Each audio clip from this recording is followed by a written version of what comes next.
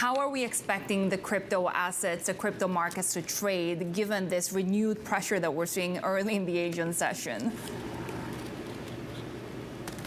Yeah, well, it looks like volatility is the order of the day, and we do have a holiday in the U.S., so there's a lack of volume.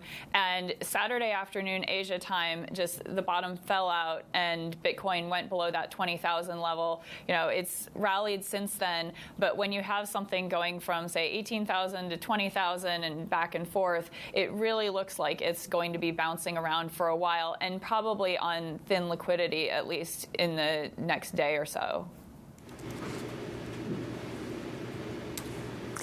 Joanna, in terms of the long-term credibility of the asset class, are we seeing some of the fundamental conviction being shifted?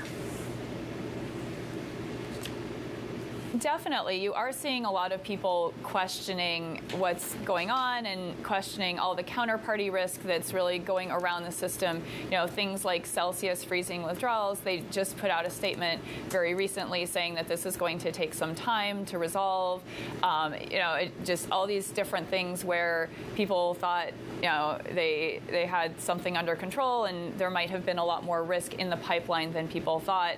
And, you know, institutions maybe questioning things a little bit more. It's definitely, the momentum is kind of on the downward swing right now.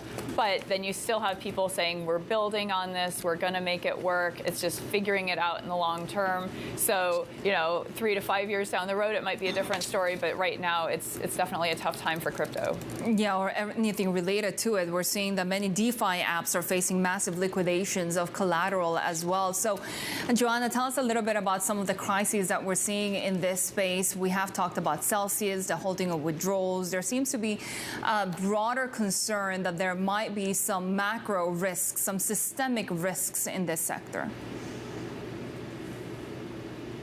Right. And most people probably don't think that crypto is too systemic at this point, but it is an indicator of risk assets overall. People are now watching crypto to see how stocks might behave on a Monday or a Tuesday, for instance.